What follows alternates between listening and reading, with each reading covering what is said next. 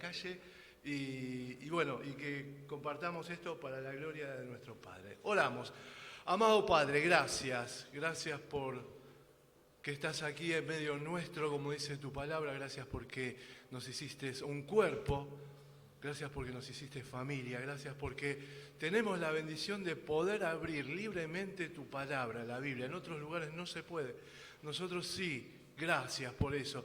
Gracias porque las puertas de este lugar donde nos congregamos están abiertas y podemos pasar este tiempo tan extraño para la humanidad, tiempo de pandemia, pero asidos de tu mano, agarrados de tu mano, hemos transitado como toda nuestra vida tomados de tu mano. Gracias por tu voluntad, la expresión de tu voluntad en nuestras vidas. Oramos por aquellos hermanos que no han podido venir para que estén bien y los que están en camino para que puedan llegar bien, Señor. Que todo lo que digamos, pensemos, expresemos, te agrade, que suba como olor fragante delante de tu presencia. Gracias, Padre, bendito eres en el nombre de Cristo Jesús. Amén y amén. Muy bien, gloria a Dios. Y estamos en el capítulo 12 del Evangelio según San Marcos. Ya entramos de la mitad hacia adelante, ya dejamos la periferia, dejamos Galilea, dejamos la provincia, nos vamos a la capital, ¿sí? A Jerusalén. Y nosotros teníamos una tarea, siempre que trabajamos sobre un texto hay que leerlo. Pero antes me gustaría escucharlos, a ver qué hemos dicho, aprendido la clase pasada, a ver si te acordás de algo. Si querés leer los títulos de la clase pasada. Y fíjate lo que te llamó la atención, lo que te quedó en el corazón, algo, contame algo.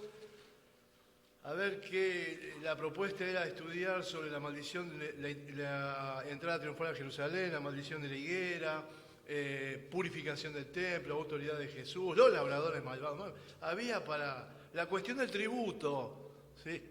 A ver si te quedó algo, si te gustó algo, si pudimos aprender algo. Me pican los ojos. A ver, los escucho. Recuerdan que contextualizamos, ¿no? Por ejemplo, lo del tributo lo contextualizamos, ¿sí? Y leímos Hechos de los Apóstoles capítulo 5, cuando Gamaliel habla de quién. ¿Recuerdan de quién estaba hablando Gamaliel? De un tal Judas el Galileo. ¿Y qué hizo Judas el Galileo? En el año 6 después de Cristo, se levantó con una tropa que le siguió, ¿no? ¿Y cuál era el motivo por el cual se levantó Judas el Galileo? No quería darle plata a los romanos. Ese tributo, vimos que en griego, ¿cómo era en griego y en latín tributo? La palabra era censo, que deriva del latín censo. El censo en aquella época era un tributo que debían pagar todos los muchachos que pertenecían al Imperio Romano, cabeza por cabeza tenían que tributar. Este Judas el Galileo, que era el papá de qué movimiento político, Judas el Galileo, de los celotes. Este proponía, no le demos plata a los incircuncisos, no le paguemos al imperio, solamente hay que darle a Dios. Por eso ahí entendemos la pregunta en el contexto, ¿no? ¿Debemos dar tributo? ¿Sí? Fíjense la pregunta. Maestro, bueno, lo adulan los muchachos. Vinieron ellos y le dijeron, maestro, sabemos que eres veraz y que no te cuida de nadie, sino que en verdad enseña el camino de Dios. Bueno, si yo enseño el camino de Dios, seguilo. Bueno, pero esto estaba por otro lado. ¿Es lícito dar tributo a César o no? Esa palabra tributo, capítulo 11, ¿no? No, capítulo 12, versículo 14, ¿sí? Y versículo 15. Esa palabra tributo viene del griego censo, del latín censo, ¿sí? Y es lo que proponía Judas, iba a decir Judas el Iscariote otra vez, no, Judas el Galileo, proponía no pagar ese censo, no paguemos, no tributemos, ¿no? Entonces lo ponen lo apretan a Jesús, ¿no? Dice, bueno, si Jesús decía no paguemos, estoy en contra del imperio, venía el imperio y si decimos paguemos, este flaco es imperialista. Es divina la pregunta, pero más linda la respuesta. Darle al César lo que es de César y a Dios lo que es de Dios, pero por la imagen, ¿sí? Y recuerdan que habíamos citado a Rabbi Zacarí, no sé si alguno leyó, un pensador cristiano, ¿no? Y acá agrega, dice, se quedaron cortos con la pregunta, porque cuando él te dice, dale al César lo que es del César y a Dios lo que es de Dios, debían haber preguntado, ¿y qué es de Dios? Mostrame tu imagen. La respuesta es, mostrame tu imagen. Ese apologista dice, se quedó corto con la pregunta que estaba preguntando, porque Jesús seguramente lo hubiera dicho, mostrame tu imagen. ¿Y cuál es tu imagen? Yo fui hecho a imagen y semejanza de Dios. Esa es mi imagen. Dale al César lo que es del César. Bueno, ok, esta carita. ¿De quién era la cara? Tiberio el Augusto, ¿no? ¿Qué decía del otro lado? Un título que usa... Sumo Pontífice. ¿Escuchaste alguna vez a Sumo Pontífice? Sí, está allá en una ciudad linda, Vaticano. Claro, Sumo Pontífice, mirá lo que decía la monedita. ¿Esa monedita entraba en el templo? No, ¿cómo va a entrar en el templo? Acá esa moneda no. Tiene la cara de este flaco. Claro, pero yo lo que aprendimos, tráeme la moneda. ¿Jesús tenía esa moneda? No, tráeme la moneda, dice. Vos tenés la moneda esa, yo no. Yo no. Mira todas las cosas que hay en un pasaje, ¿no? Que si lo contextualizás, te deja cualquier cantidad de enseñanzas. Bueno, vamos a la tarea, ¿sí? Vamos al Evangelio según San Marcos, capítulo 12, desde el versículo 19 al 44. Hoy vamos a cambiar la dinámica, ¿sí? Y permítame que me ubique. Bien, desde el 18, tenés razón, desde el 18. Desde el 18, bien. Dice el Evangelio según San Marcos, capítulo 12, versículo 18. Entonces vinieron a él los saduceos, que dicen que no hay resurrección, y le preguntaron diciendo, Maestro, Moisés nos escribió que si el hermano de alguno muere o muriere y dejare esposa, pero no dejare hijos, que su hermano se case con ella y levante descendencia a su hermano. Hubo 7 hermanos. El primero tomó esposa y murió sin dejar descendencia. Y el segundo se casó con ella y murió, y tampoco dejó descendencia. Y el tercero de la misma manera. Y así los 7, y no dejaron descendencia.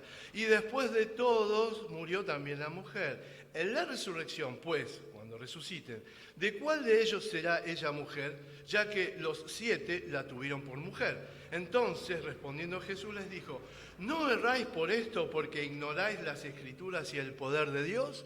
Porque cuando resuciten de los muertos, ni se casarán, ni se darán en casamiento, sino que serán como los ángeles que están en los cielos.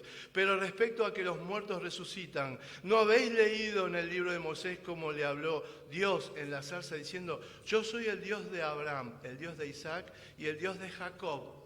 Dios no es Dios de muertos, sino de Dios de vivos. Así que vosotros mucho erráis. Acercándose uno de los escribas, que lo había oído disputar y sabía que les había respondido bien, le preguntó, ¿cuál es el primer mandamiento de todos? Jesús le respondió, el primer mandamiento de todos es, oye Israel, el Señor nuestro Dios, el Señor uno es, y amarás al Señor tu Dios con todo tu corazón, con toda tu alma y con toda tu mente y con todas tus fuerzas. Este es el principal mandamiento. Y el segundo es semejante, amarás a tu prójimo como a ti mismo. No hay otro mandamiento mayor que estos. Entonces el escriba le dijo, bien maestro, ¿verdad has dicho que uno es Dios y no hay otro fuera de él? Y el amarle con todo el corazón, con todo el entendimiento y con todo el alma y con todas las fuerzas, y amar al prójimo como a uno mismo, es más que todos los holocaustos y sacrificios. Jesús entonces, viendo que había respondido sabiamente, le dijo, no estás lejos del reino de Dios. Y ya ninguno osaba preguntarle, enseñando Jesús en el templo, decía, ¿cómo dicen los escribas que el Cristo es hijo de David? Porque el mismo David dijo por el Espíritu Santo, dijo el Señor a mi Señor, siéntate a mi diestra hasta que ponga tus enemigos por estrado de tus pies. David mismo le llama Señor. ¿Cómo pues es hijo? Y gran multitud del pueblo le oía de buena gana.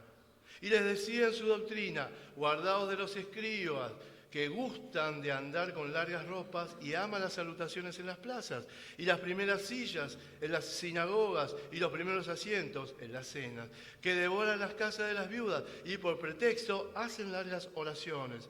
Estos recibirán mayor condenación. Estando Jesús sentado delante del arca de la ofrenda, miraba cómo el pueblo echaba dinero en el arca, y muchos ricos echaban mucho.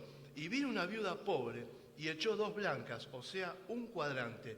Entonces, llamando a sus discípulos, les dijo: de cierto os digo que esta viuda pobre echó más que todos los que habían echado en el arca, porque todos han echado de lo que les sobra, pero esta, de su pobreza, echó todo lo que tenía, todo su sustento. Hasta acá era el texto base que nosotros debíamos estudiar, ¿sí? Leer, para entender después todo el desarrollo de la clase. Muy bien.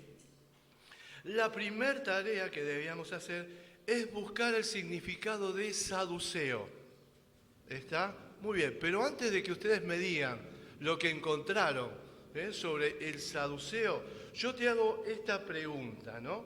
Vamos a Marcos capítulo 12, versículo 18. ¿Quién está preguntando ahí? Los saduceos están preguntando, ¿no? ¿Leíste Marcos? ¿Sí? Hemos leído Marcos. Bueno, seguime con este desarrollo. Dani, poneme lo de los textos donde ¿quién pregunta? A ver. Adelantad un poquito. No, más. Ahí está. Fíjese. Vamos, Marcos 1.24. ¿Quién pregunta ahí? Vamos, busquen Marcos 1.24. ¿Quiénes preguntan ahí?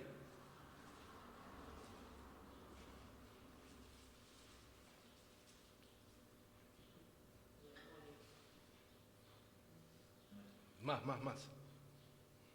A ver si hiciste bien, ¿no?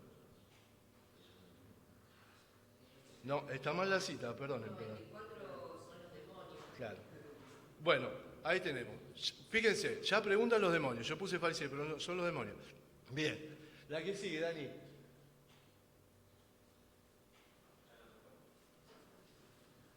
1.5 es 7.5. Fíjense, ¿quién pregunta ahí? Los fariseos. ¿Y qué más? Y los escribas. Bien, la que sigue. 10.2. ¿Quién pregunta ahí?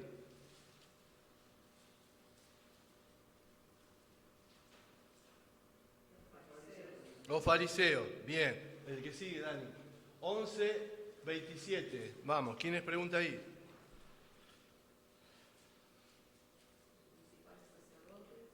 Los principales sacerdotes, los escribas y los ancianos, ¿no? Bien. ¿Y hay otra más? 12.13. Fíjate, ¿quién pregunta ahí? Los fariseos y los herodianos, ¿sí? Hasta que llegamos hasta nuestro texto base. 12.18. ¿Quién pregunta ahí? Los saduceos. Fíjense el desarrollo. Es la primera vez que preguntan. Por consiguiente, es la primera vez que nosotros tenemos a los saduceos en escena. ¿Sí? Bien. Pero vos fijate el desarrollo, ¿no? El primero está citado mal. Tiene que ser los fariseos. Pero bueno, después lo busco bien. Pero fíjense, los fariseos, los escribas, los fariseos, los principales sacerdotes, los escribas, los ancianos, se iban turnando para preguntar hasta el momento que ¿qué va a pasar? No le van a preguntar más. ¿Y quién va a preguntar después? Jesús. Y ahí entiendo por qué, enseñando Jesús en el templo, ¿cuál es la pregunta? ¿Cómo dicen los escribas que el Cristo es hijo de David? Ya no me venía a preguntar más, me tiraste toda la monada que estaba ahí y me llenaste de preguntas. Me mandaste a los fariseos, me mandaste a los herodianos, que mucho vos a los herodianos no los querés, porque los herodianos están de parte de los muchachos opresores, ¿no? Y son transeros y les gusta la plata. ¿Cómo a estos saduceos que vamos a ver ahora? Me mandaste a los escribas, a los doctos de la ley. Ya no me pregunta más nadie. Bueno, ahora tengo que preguntar yo.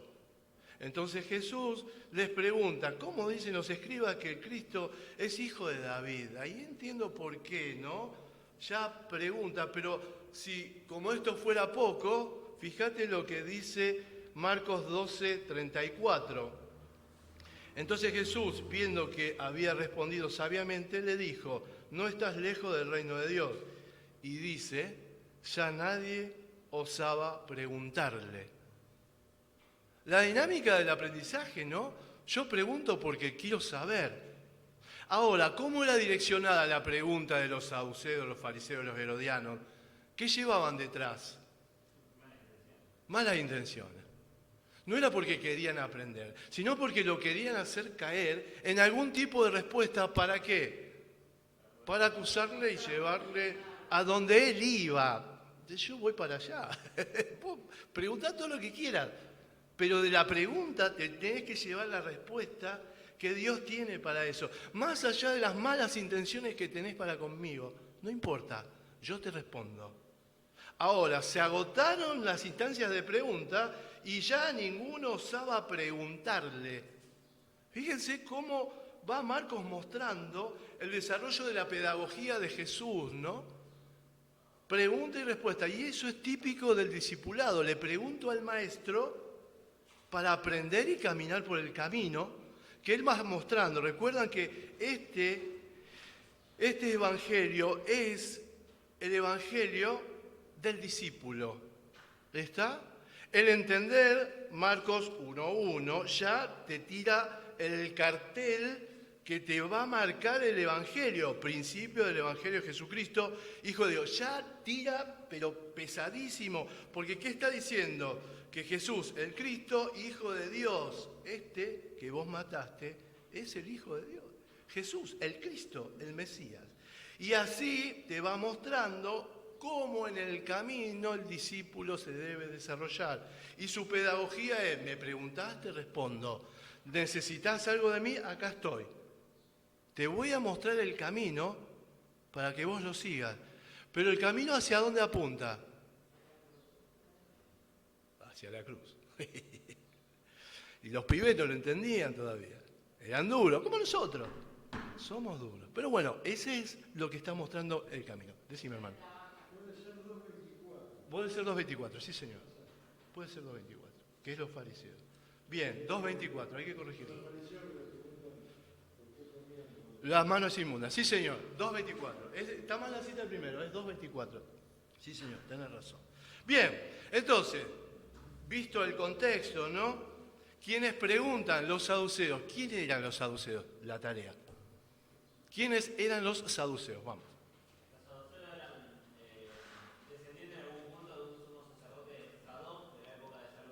Señor. Que con el tiempo, más que un linaje, se ha convertido más en una idea política o tipo partido político y que supuestamente defendían lo que era justo, ¿no? Porque esa era básicamente la idea que respondía a Sadoc. Sadak, ser justos, sí.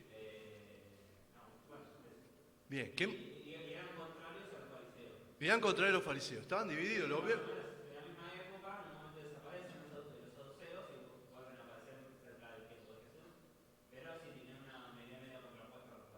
Bien, viste que Pablo utiliza el conocimiento que tiene saduceo y fariseo, divide la asamblea, porque unos que creían y los otros no. La resurrección, ¿qué significa no creer en la resurrección? La vida después de la muerte. Los ángeles. No había ninguna recompensa cuando vos te murieras, eso lo llevaba a vivir a tope. Claro. Total, no pasa nada después. ¿No encontraron de qué posición económica eran los saduceos? Ricos, claro, ricos. Familiares del sumo sacerdote, sí. Y habían transado en alguna época, ¿no? Lo vendían, una cosa, sí. Si no fueran judíos, eran saduceos. Si no hubieran sido judíos, yo te afirmaría, y esto es una herejía, eran argentinos esos pibes. Les gustaba la moneda, transaban, les gustaba... Porque en un punto venden el título de sumo sacerdote y ahí se pierde la tradición judía, digamos, y entran las ideas griegas. Entra lo griego al templo. Mamita, ¿no era el lugar sagrado santo el templo? Que a mí me dejaste afuera en el patio. Me hiciste un patio para mí, para los gentiles. Pero metiste a los griegos. Y no querés que entre la monedita con la cara del César y me la transás. Porque recuerda que habíamos visto en el templo, cuando Jesús tira la mesa de los cambistas y... ¿Contra quién está? Contra el poder económico, político, opresor. Pero te lo vas a ver acá en la viuda. el poder político, monetario, económico, opresor del pueblo, era una expresión de cómo se vivía en el templo. Por eso Jesús tira la mesa de los que vendían palomas y los que cambiaban moneda. Porque eso representaban a los grandes trusts o los grandes bancos que llevaban cajeros humanos ahí para que transaran, ¿sí? Cambiame la monedita, porque yo vengo de la diáspora, vengo, qué sé yo, de Palma, donde está el volcán ahora, bueno, yo vivo al lado. Y vine al templo a ofrendar y a dar mis limón y estar acá, cumplir con la ley. Y me sacó la monedita y me dio esta de judío y bueno, yo lo pongo. Aparte, un valor No. Era todo. Era todo. No demos nombre. No demos marca. Es todo ganancia. Y Jesús tira todo esto, no, acá no, esta es casa de oración, pero no para vos, para todas las naciones, para todas las naciones. Fíjate cómo el poder político se había hecho dueño de la sociedad de aquella época, que el desarrollo de Marcos y el reino de Dios según Marcos, ¿sí? ¿Dónde entraba? ¿Cómo se debía entrar? ¿Cómo un qué? Como un nene. ¿Cómo lo va a recibir? Como un nene, como un niño. ¿Eran despreciados los niños en aquella época? Claro que sí. No sabían leer, no sabían escribir. No valía nada el pibe. Pero Jesús, recuerda, lo pone en el medio de los 12. Lo acerca a ser. Vos estás lejos mío. Eso lo habíamos visto. Los 12 están lejos mío. Este está en el medio y yo lo abrazo. Así hay que entrar, como este pibe. ¿No? Vos estás lejos todavía. Este es al lado mío. Lo toco, lo abrazo. Así se entra al reino. Ni te digo de las mujeres, cómo estaban, pero no un paso a la derecha atrás, estaban por allá las mujeres, oprimidas o juzgadas, siendo algo. ¿De quién va a ser la mujer? ¿Cómo de quién va? ¿La cosificaste a la mujer? De los 7 que la tuvieron, ¿de quién va a ser? ¿Qué? Una cosa. Y así pensaban, y pensamos en este tiempo. Que la mujer es menos que el hombre, entonces el reino somos todos iguales. Y eso es lo que decía Jesús en este desarrollo. Pero ahora vienen los saduceos. Y es un grupo que tenía moneda, y es un grupo que le gustaba la plata, ¿no? Bien. Como partido religioso se enorgullecían de su estricta interpretación de la ley. ¿Cuáles libros leían solamente los saduceos? ¿Lo encontraste? El Pentateuco, los 5. Y después los demás, qué sé yo, los demás es puro.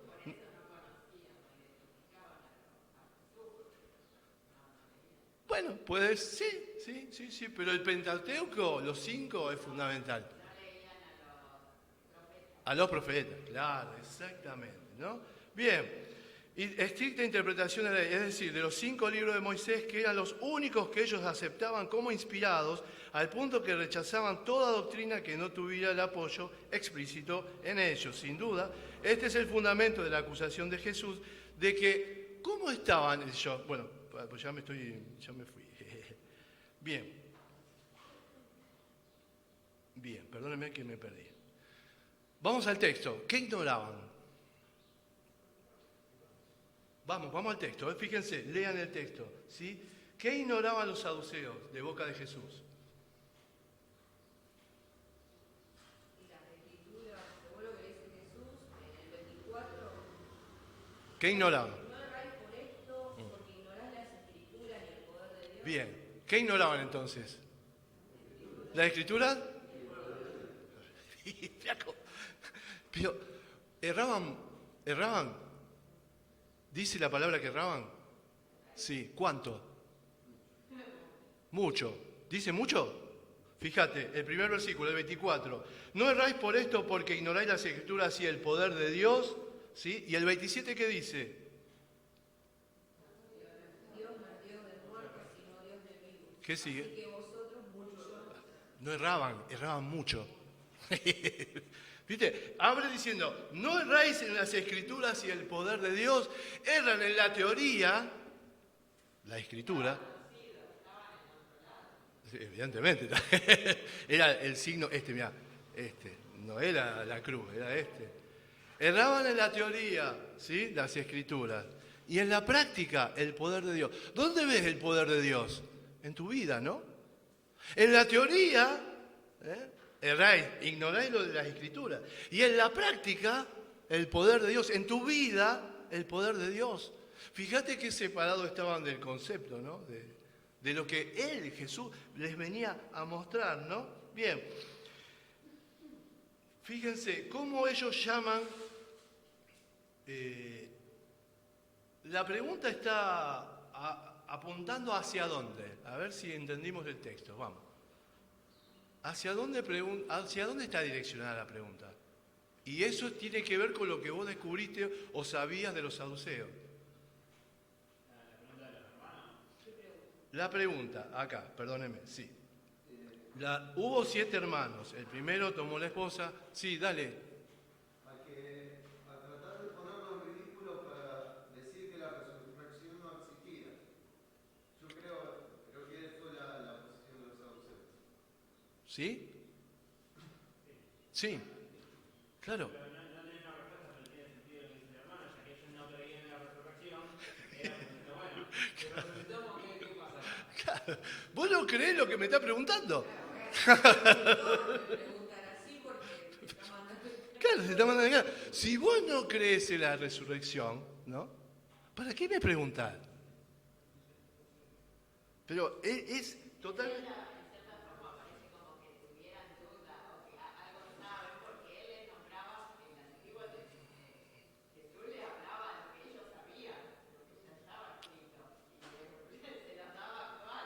Sí. Lo interesante es que le responde con algo que sucede en el Pentateuco, que sucede en Éxodo. Claro. No apela al profeta, apela exactamente.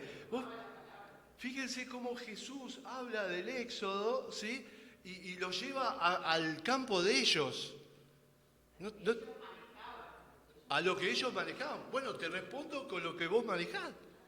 No te voy a citar algo de lo que vos no crees de las Escrituras. Porque, volvemos, ellos a qué le daban base de sustentamiento al concepto que ellos tenían de Dios y religión. Al Pentateuco. Bueno, Jesús va al Pentateuco y te dice, y no leíste esto, hermano, pero vos errás, dice, erráis por esto, porque ignoráis las Escrituras y el poder de Dios. Porque cuando resuciten los muertos, cuando resuciten de los muertos, fíjense el concepto de ellos. En la resurrección, pues cuando resuciten, ¿sí? Algo estático, en la resurrección, cuando resuciten, ok. Pero Jesús le dice, porque cuando resuciten de los muertos, le está haciendo énfasis en la resurrección de los muertos, que algo que vos podés evitar lo que sea, podés evitar ser canoso, te teñís, podés evitar, qué sé yo, no estar en forma. Lo que no podés evitar es morir. En algún momento, nosotros tenemos fecha de vencimiento, en algún momento nos toca, a no ser que Él venga antes que vos partas y ya te gradúes, ¿no? Entonces, le está diciendo la resurrección, pero cuando resuciten de los muertos. Ni se casarán ni se darán en casamiento, sino que serán como los ángeles que están en los cielos. ¿Por qué me lleva a esto Él? ¿Alguna vez se preguntaron por qué? Yo no tengo la respuesta, pero sí te puedo citar Génesis.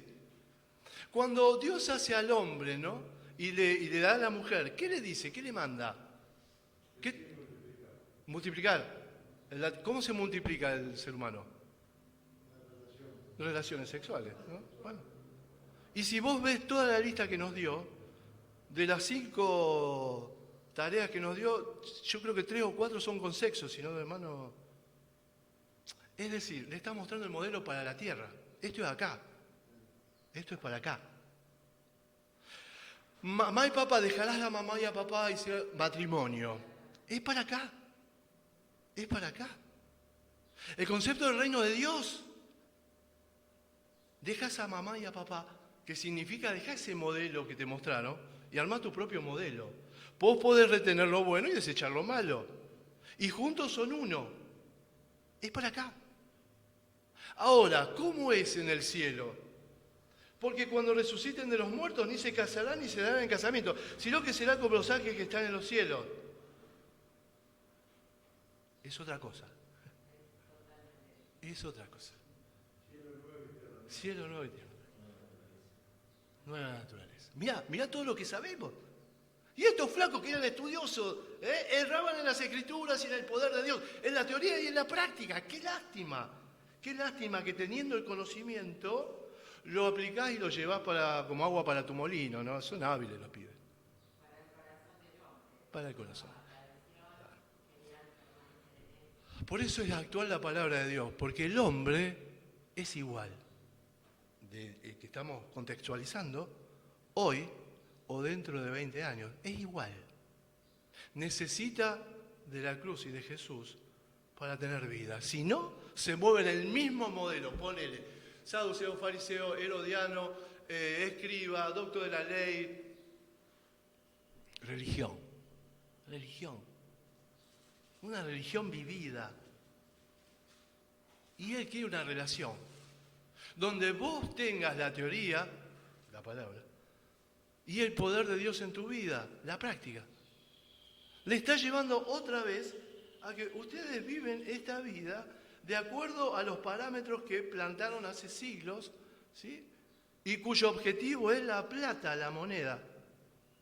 Porque el problema acá también de quién va a ser de los 7, ¿no?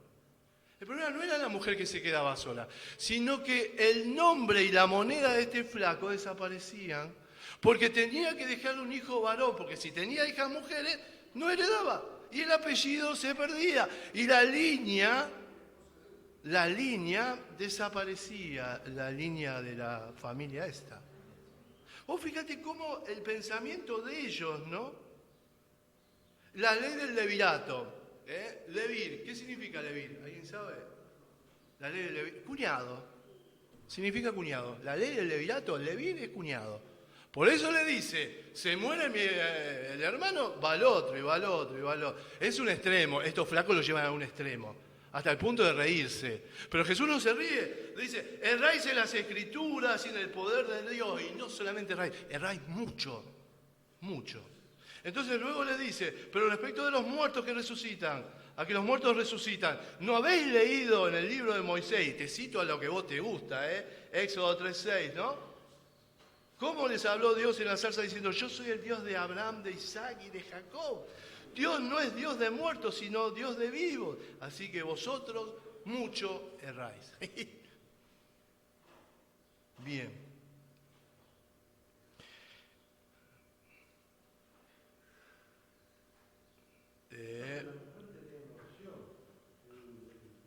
La mujer tenía una opción.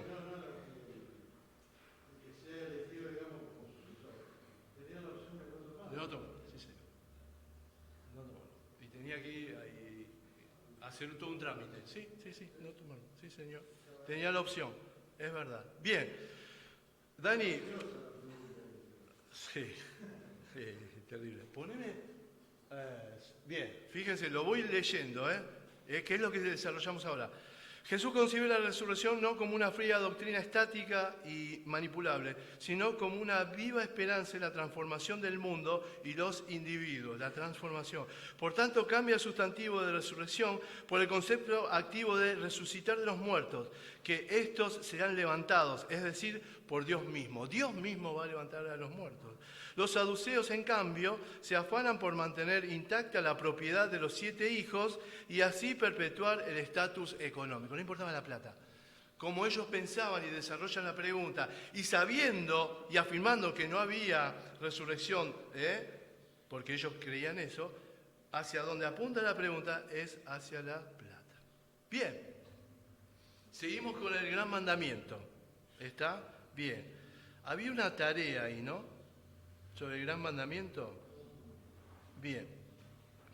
¿Qué pasajes combina Jesús en la respuesta al gran mandamiento? A ver si lo encontraron. Hay 2 pasajes que combinan. ¿Cómo dijiste? Perdón, hermano mío. Deuteronomio 6, del 4 y del 5. ¿Y qué más? Y Levítico 19, 18. Muy bien. Vos vas a leer el desarrollo de la Biblia en los libros. Es el único que combina los dos pasajes. No lo combina Juan, no lo combina Pedro, no lo combina Pablo en las epístolas, ¿sí? Y en Hechos. Solamente Jesús combina estos dos, ¿sí? Estos dos pasajes. Acercándose uno de los escribas que lo había oído disputar y sabía que le había respondido bien, le preguntó, fíjate cómo es la pedagogía, y acá se ve bien detallada. ¿Qué estaba haciendo el escriba? Le estaba escuchando. Estaba ahí, ¿no? Estaban los muchachos ahí, los saduceos preguntaban. Y yo estoy escuchando, porque quiero aprender. Entonces viene la pregunta, típico de un discípulo, escucha y pregunta para aprender.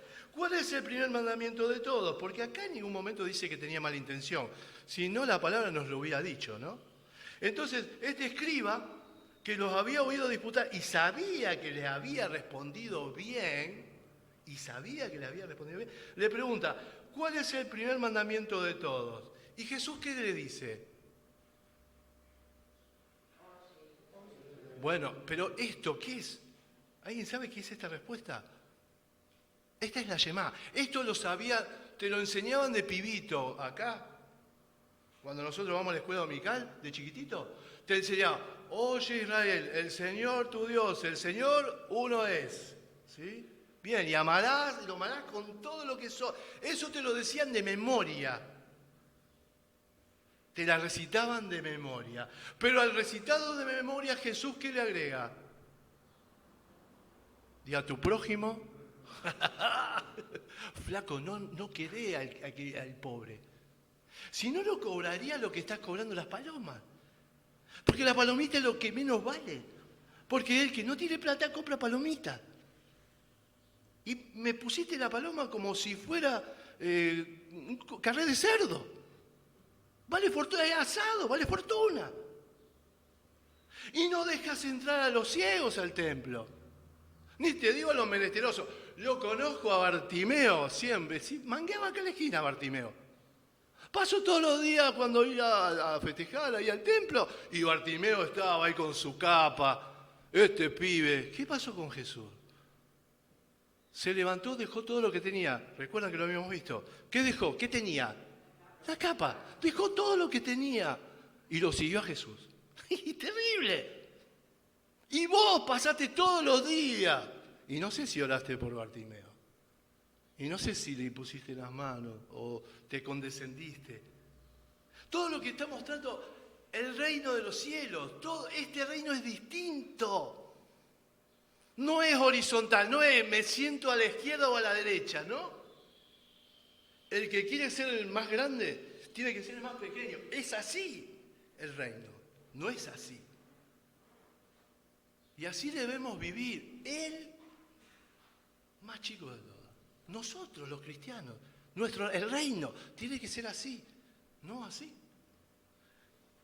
Y entonces nos encontramos con este escriba que sabía que había respondido bien y les dice, el primer mandamiento de memoria, lo conoce de pibito. Pero yo te agrego este, y el segundo es semejante. Amarás a tu prójimo como a ti mismo. No hay otro mandamiento mayor que estos, ¿no? Entonces el escriba, ¿qué le dice? Pero estoy espectacular. Entonces el escriba, bien maestro, ¿verdad has dicho que que uno es Dios y no hay otro fuera de él? Claro, pero los muchachos que estuvieron antes me metieron los dioses griegos al templo, ¿eh? Y ni te cuento que no dejo pasar a los gentiles, porque los gentiles tienen que estar ahí. Pero no era que era casa de oración para todas las naciones, bueno, pero el concepto económico, político de aquella época impedía que lleguen aquellos que por código de pureza y deuda estaban afuera, estaba apartado. No podés pagar, no podés tributar, ahí sos impuro, quedate ahí. No me toqué, ¿eh? No me toqué porque me haces impuro. Entonces el escriba dijo, bien maestro, ¿verdad has dicho que uno es Dios y no hay otro fuera de él? y amarás, y el amarle con todo el corazón y con todo el entendimiento y con toda el alma y con todas las fuerzas, y amarás al prójimo como a uno mismo. Mirá lo que le agrega, ¿eh? Y es más que todos los sacrificios. ¿Qué le dice? ¿Qué le está diciendo? Oseas 6:6. Misericordia quiero y no sacrificio. Conocimiento de Dios y no holocausto. Amén. Eso quiero, no quiero religiosos. Misericordia quiero y no sacrificio. No me importa el sacrificio. Si vos no sos misericordioso, Bartimeo, levantate y vamos a comer, bañate, flaco, porque te ayudo. Misericordia quiero, no sacrificio. Conocimiento mío, conoceme a mí. ¿No erráis en las Escrituras y en el poder de Dios? Conocimiento mío, conoceme a mí. Conoceme a mí. Pero erráis en las Escrituras y en el poder de Dios. Conocimiento de Dios y no holocausto. No me importa el sacrificio del holocausto, que si no me conoces a mí, ¿a quién se lo estás quemando? ¿Para quién es ese? Si vos no tenés una... ¿Cómo conozco a alguien? Cuando voy a él. ¿Y qué más? Paso tiempo con él. ¿Y qué más? Se parece al matrimonio, ¿viste? Pero muchas veces no le hacemos caso y no le escucho. Pero esa relación que pretende Dios con su criatura, ¿no? Es muchas veces lo que a nosotros nos distingue y nos separa de la religión, de la relación. Si vos querés conocer a Dios, tenés que tener una relación con Él. ¿Cómo no te vas a relacionar con el que te creó? ¿Lo querés conocer? Relacionate. Y de paso te digo, misericordia quiero. No quiero que venga todos los domingos a Moreno 56. Si primero no está la misericordia. Misericordia quiero y no sacrificio. Conocimiento de Dios y no holocausto. Entonces, esto se lo agrega el escriba. El escriba, buscamos lo que significaba escriba. Me parece que era parte de la tarea, ¿no? Busca el significado de escribas. A ver qué encontraron de escribas.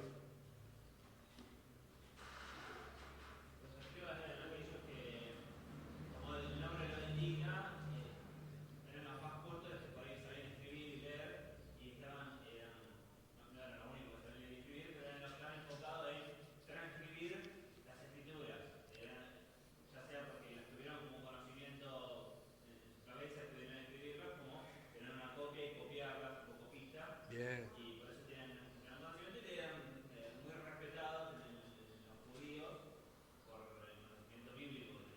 Bien, bien. Era un laburo. Trabajaban de eso. Yo soy escriba. Transcribo lo... De paso, como conozco... Al hacerlo tenía que conocer, al hacerlo, Sí. a raíz de hacerlo, conocían bien la escritura, porque Claro. estaba leyendo todo el tiempo. Claro. ¿Había abogados en aquella época? Pero ellos conocían la ley de memoria. Sí, porque eran los que ante los juicios decían, no, la ley dice esto, dice lo otro. Ahí entendemos, ¿no? Y devoran las casas de las viudas.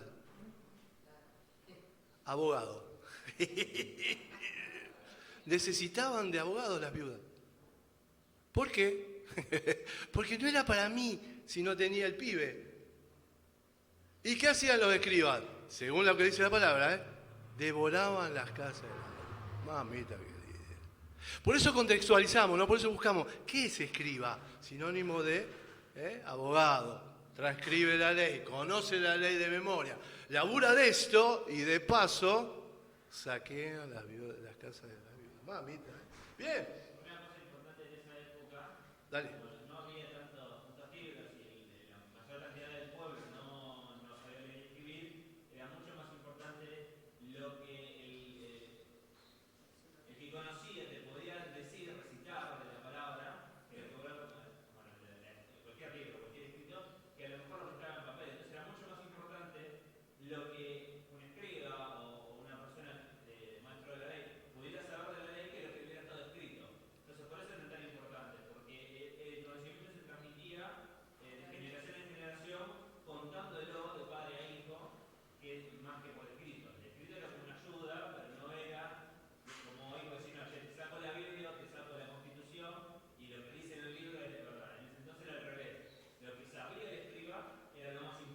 exacto. ¿Lo vimos a eso? ¿Vos tenés ahí Marcos 1.1? El desarrollo. El primer PowerPoint que pusimos. ¿Recuerdan cómo comenzaba Marcos 1.1? ¿Cómo era no sé si lo pusimos en arameo o en griego? En griego me parece que lo pusimos. Eutú. Y está relacionado con lo que dice Pablito. ¿Lo tenés ahí? Claro, porque la gente no sabía ni leer ni escribir. Había muy pocos, ¿sí? En la sociedad que tenían eso. Gracias a Dios sabían leer y sabían escribir. Ahora, cuando se escribe este evangelio, también había mucha gente que no sabía leer y escribir. Entonces, ¿recuerdan que habíamos visto una cadencia en el escrito de Marcos? Y yo no me acuerdo, era griego y era... Claro, era para aprendérselo de memoria, ¿no? Con una cadencia, como si fuera una... Después lo vamos a buscar y lo vamos a poner. El primer es Marcos 1.1, me acuerdo patente. Y creo que hay una pregunta. ¿Cómo Marcos desarrolla su evangelio en ese contexto de que muy poca gente sabía leer y escribir? Y había hermanos que leían y les leían al que no sabía leer y escribir y les recitaban, ¿sí? De memoria, porque era un método muy utilizado. Tan utilizado que es como dice Pablo, ¿no? La memoria era fundamental, porque no todos sabían leer y escribir. Bien, mientras lo busca el Dani, la pregunta, esperen, que yo me voy perdiendo y después me voy volviendo a donde estaba. ¿Quiénes preguntan? Ahora ya lo vimos, los escribas preguntan, ¿no? Bien, fíjate, pregunta primero los saduceos, ahora los escribas preguntan, ¿no? Y vimos el desarrollo de esta pregunta que nos va a llevar a lo que concluye Jesús. Jesús entonces, viendo que había respondido sabiamente, le dijo, no estáis lejos del reino de Dios. Y ya ninguno osaba preguntarle. Y vimos en el desarrollo del Evangelio que toda la gama política que había ahí, todos los muchachos que formaban parte, ¿sí? De lo top, de los very important, los VIP de aquella época, preguntaron, ¿sí? Preguntaron. Los fariseos, los saduceos, los herodianos, los escribas de la ley, los doctos, ¿sí? Y ahora dice la palabra de Dios, y ya ninguno osaba preguntarle. Bueno, ¿y ahora qué hacemos? Me siento y espero. Jesús empieza a preguntar ahora. Si ya nadie me viene a preguntar, claro, pero que cada vez que le venían a preguntar, se iban con 7 goles en la canasta, 8 goles de taquito Jesús. De cabeza, palomita, lo que vos quieras, con perdón de la figura palomita, ¿no? Pero si hay alguno de otro bando, la palomita, de palomita respondía Jesús y ya ninguno osaba preguntarle. Entonces ahora Jesús, enseñando en el templo, decía, ¿cómo dicen los escribas que el Cristo es hijo de David? Claro, ya nadie me viene a preguntar, entonces bueno, yo te pregunto, ¿cómo dicen los escribas, no? Y los escribas decían, ¿sí? Fíjate, Marcos 11, 9 y 10, ¿no? No, espera, pregunta, pues me perdí. Marcos 11, 9 y 10, ponelo, claro, pero viene el desarrollo de cosas. Claro, hay un pasaje, esperen, que yo me perdí y no lo puse, porque está bueno eso, para ver cómo preguntaban ellos, ¿no? Los escribas, bien, vimos esto. Bueno, esperen, busquen cuando los discípulos dicen que Elías iba a venir primero. ¿Dónde está eso? A ver, ¿lo tienen ahí? Búsquenlo, creo que está en el 8. A ver.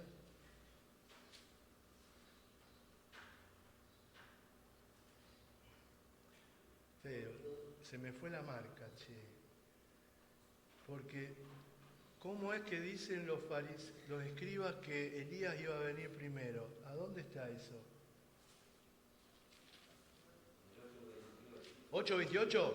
¡Qué grande! Claro, salió Jesús y sus discípulos y en el camino, no, 8:28 no es. A ver. Sí. Fíjense, 9:11, vamos, el 9:11, mirá vos. 9:11. Y guardaron la palabra entre sí, discutieron qué sería aquello de resucitar de los muertos y le preguntaron diciendo, ¿por qué dicen los escribas que es necesario que Elías venga primero? ¿Sí? Y acá Jesús dice, ¿cómo dicen los escribas que el Cristo es hijo de David? Fíjate cómo los escribas enseñaban, no tiraban, ¿sí? Y decían, según lo que dicen los discípulos, y le preguntaron diciendo, ¿por qué dicen los escribas que es necesario que Elías venga primero? A la respuesta, Elías, ¿sí? Ya vino, y no le dieron, no lo escucharon, ¿sí? Juan el Bautista. Y acá Jesús está diciendo, ¿cómo dicen los escribas que el Cristo es hijo de David? Claro, la respuesta es porque el mismo David dijo al Espíritu Santo. No, Jesús no utiliza lo que la gente utilizaba, ¿sí? El canto ese que Hosanna, ¿recuerdan? Fíjense cuando Jesús entra a Jerusalén, ¿qué dice la multitud?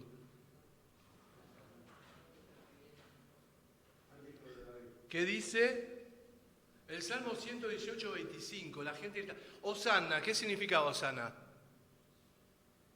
Dios, sálvanos, ¿no? La salvación es nuestra, salvación de Dios. Bien, ellos cantaban eso, gritaban eso, pero Jesús no cita ese salmo, sino que se va al Salmo 110, el salmo más usado, ¿sí? Lo tenés ahí, Dani, desarrollalo eso, porque se me fue la hora, qué barbaridad. Perdón, pero... Jehová dijo a mi Señor, siéntate a mi diestra hasta que ponga a tus enemigos por estrado de tus pies. ¿Quién es a mi Señor? ¿Quién es el Señor? Jehová dijo a mi Señor. David, ¿qué está diciendo?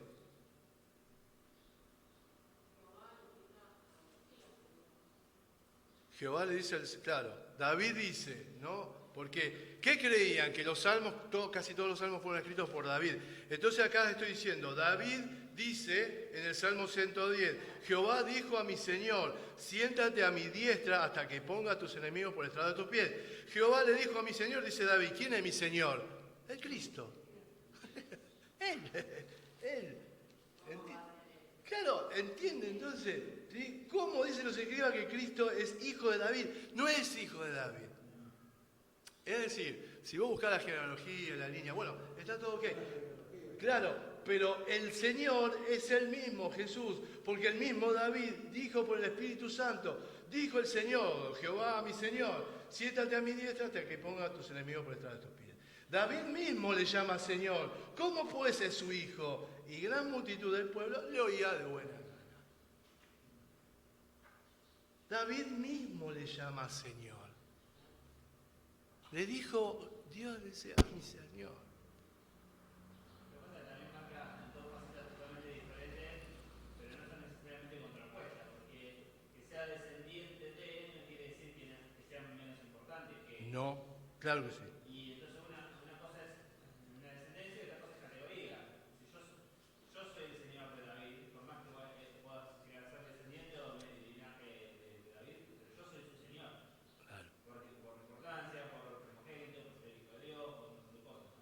Por el desarrollo del mismo evangelio que estamos teniendo. Sí, dale. Lo deja a los escribas para lo último, porque ya los otros dos los rompió. Sí. Con el argumento Los escribas me da la impresión de que son los más peligrosos. Bueno, puede ser. Son los más peligrosos porque van a la mente de las personas. Sí, con el conocimiento que tenían, en base al conocimiento, claro. Puede ser. Viene ahora, Jesús acusa a los escribas, ¿no? Jesús pregunta y acusa. ¿Cómo dicen los escribas? Bueno, este es el texto anterior. Jesús utiliza el texto del Salmo 100, no utiliza el Salmo 118:25, como la gente lo hizo en Marcos 11, del 9 al 10. Jesús utiliza el Salmo 110. Jesús se identifica como el Señor de David y por tanto como el Mesías, y con el Mesías se identifica. La cita del salmista subraya la victoria mesiánica, que la victoria mesiánica no será una batalla al estilo David, sino una intervención directa de Dios. Y eso está buenísimo, entender cómo es la intervención directa de Dios, y la batalla no va a ser al estilo David, sino al estilo de Dios enviando a Jesucristo, al Señor, para que pague el rescate por nosotros. Y eso está muy bueno. Bien, todo lo que tenía. Bien, yo me salto ahora lo Jesús acusa a los escribas, ya lo vimos desarrollando, ¿no? Y les decía en su doctrina, guardado de los escribas, que gustan andar con ropas largas y amas anotaciones en la plaza. Les gustaban que los vean, ¿sí? Ser vistos. Y las primeras sillas, por eso se están adelante, y los primeros asientos de la cena, que devoran las casas de las viudas, y como pretexto hacen largas oraciones. Estos recibirán mayor condenación. Hay que tener cuidado con lo escribas. Bien. Bueno, nos metemos la ofrenda de la viuda y ya terminamos, sí, porque me excedí en el tiempo.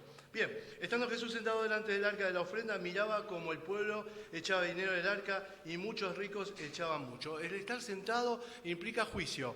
Está mirando a ver qué estás haciendo. Y era un estilo fariseico, ¿no? Cuando los fariseos se sentaban y enjuiciaban. Jesús estaba siempre en movimiento. Bien, pero acá Jesús se sienta a ver qué pasaba, ¿sí? En el templo y específicamente en el arca. ¿Y qué estaba pasando? Mucho pueblo echaba dinero en el arca, ¿no? Buenísimo. Y muchos ricos echaban mucho. Pero acá, en el desarrollo, vamos a entender que algo pasaba. Entonces, llamando a sus discípulos, les dijo, ¿por qué? Porque vino una viuda pobre y echó 2 blancas, o sea, un cuadrante. 2 blancas, traducido es pelón, y significa pelado. 2 pelados echó, ¿no? En la lengua de ellos, ¿no? Y los 2 pelados hacían un cuadrante, que era la moneda de curso de aquella época, ¿no? Que no era judía. Muy bien. Y Jesús les va a decir a los chicos, y vino una viuda pobre y echó 2 blancas, o sea, un cuadrante. Y esto ya lo dijimos, ¿por qué echó 2? Podría haberse quedado con una y se dejaba, porque dice que echó todo. 2 echó. ¿Por qué? La obligación era 2. No podías poner una moneda. Mirá hasta dónde llegó la opresión económica. No podés echar una, tenés que echar 2 como mínimo. Y la viuda, teniendo nada, 2 monedas, echó las 2. Pero ella echó todo lo que tenía según lo que dice la palabra de Dios. Porque todos han echado lo que les sobra, pero esta, de su pobreza, echó todo lo que tenía, todo su sustento. Entonces, puedo hacer un lineamiento, ¿no? En Marcos 11, 17, nos dice, les enseñaba diciendo, no está escrito, mi casa será llamada casa de oración por todas las naciones, mas vosotros la habéis hecho cueva de ladrones. En la cueva de ladrones, ¿sí? Se observa que muchos, dice, que miraba como el pueblo echaba dinero en el arca y muchos ricos echaban mucho. ¿Mucho de qué echaban los ricos? De lo que les sobraba. Entonces ahí está el paralelo, ¿no? Había mucho pueblo y muchos ricos y echaban mucho. Pero la viuda, que echa 2, según lo establecido, echó más que los ricos. ¿Por qué? Porque puso todo. Puso todo lo que tenía para su sustento. Porque dice la palabra de Dios, echó todo lo que tenía, todo su sustento. Claro, ahí entendés el poder de Dios, la teoría y la práctica. Yo te doy todo lo que tengo, pero siempre espero de vos. Eso es el poder de Dios en uno. A no depender de lo único que tengo. Porque ella entendió que era lo que tenía, Jesús lo dice, echó todo lo que tenía, todo su sustento, pero el poder de Dios es mayor que toda la moneda que pusieron los ricos, porque a ellos les sobraba. Pero mi poder, el poder de Dios, se expresa en eso, en dejarlo todo para que Él actúe en la cueva de ladrones que vos convertiste, porque esta es un lugar de oración para todas las naciones. Y me dejaste afuera esa viuda, que está necesitada, pero que echó todo. Y que entiende cómo es la vida del reino, dejarlo todo, para vivir en tu vida el poder de Dios, el poder de Dios, el poder de Dios. Muchos ricos echaban mucho de lo que les sobraba. La mujer viuda, pobre, dejó todo lo que tiene, entendiendo que el poder de Dios no tiene precio. Como la propaganda, ¿viste? El poder de Dios es así, lo tenés que vivir, si no, estás viviendo una religión. Sí, dale.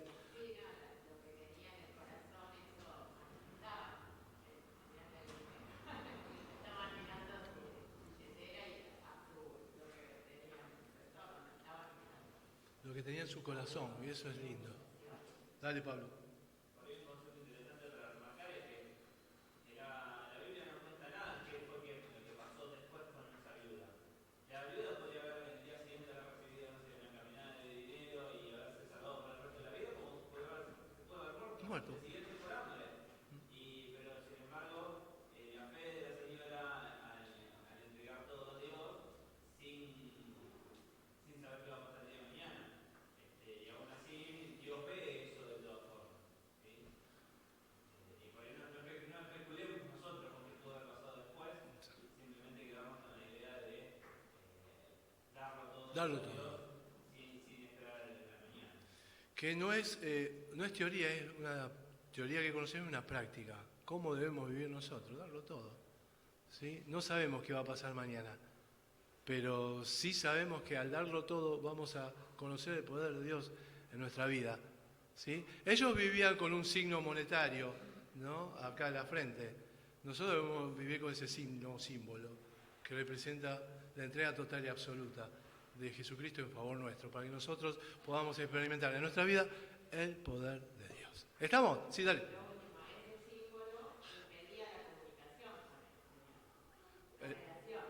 El peso, claro, porque ocupaba un lugar que lo debe ocupar el Señor. Exactamente, ¿no? Cada cosa en su lugar. Por sobre todas las cosas, Él en nuestro lugar. Oramos y nos despedimos para hoy. Recuerden, hoy a las 20 horas tenemos la reunión nuestra.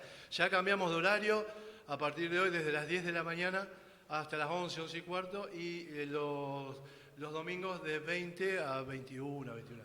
¿Listo? Hoy, como todos los domingos de la noche, vamos a predicar el Evangelio. Así que si tenés a alguien conocido que quiera venir y escuchar la palabra de Dios, ¿sí? Pasar de muerte a vida y vida en abundancia, hágalo venir o compártale el video. Oramos. Amado Padre.